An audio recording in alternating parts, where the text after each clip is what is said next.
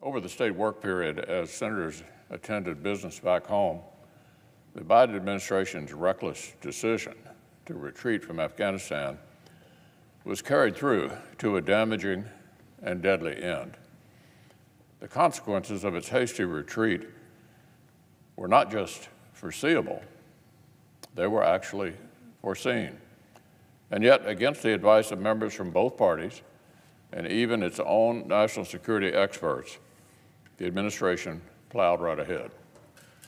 Just weeks after abandoning our strategic air base in the dead of night, the Biden administration told Americans and vulnerable Afghan partners they were largely on their own to make it to the commercial airport in Kabul if they wanted out of Afghanistan. And by the White House's own admission, some of the Americans who wanted to come home were left behind. So let's let that sink in. President Biden left Americans who wanted to escape behind in the clutches of the Taliban. Of course, Americans aren't the only people we left behind. In order to meet an arbitrary political deadline, the Biden administration also pulled out before we had helped all the brave Afghans who stuck their necks out to assist American service members and build a better future for their country. Our nation made a promise of aid and safety in exchange for their service. And on this president's watch, we actually failed to keep the promise. We left Americans and vulnerable Afghans behind.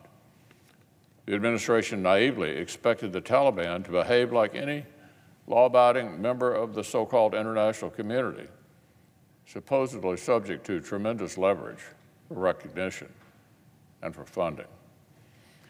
Well, our adversaries are sending emissaries to the Taliban, and the terrorists in Kabul seem unconcerned with diplomacy. Trust in the Taliban to ensure safe passage to the airport for evacuees was fatally misplaced. And anyone who expected the group to become inclusive should now rightly expect to literally be laughed out of the room.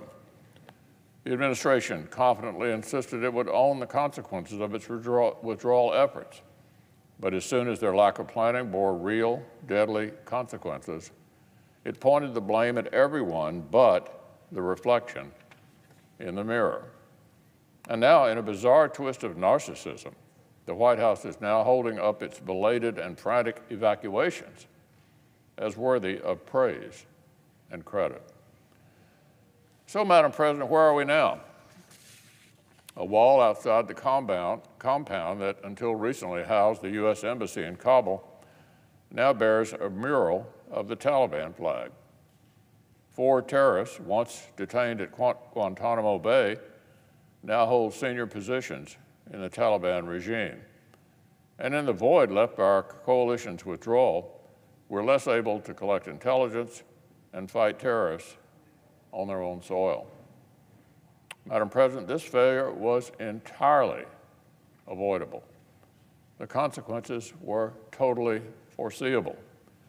And the stain on our retreat has left America more endangered, less credible, and with fewer capabilities in the face of real and growing terrorist threats.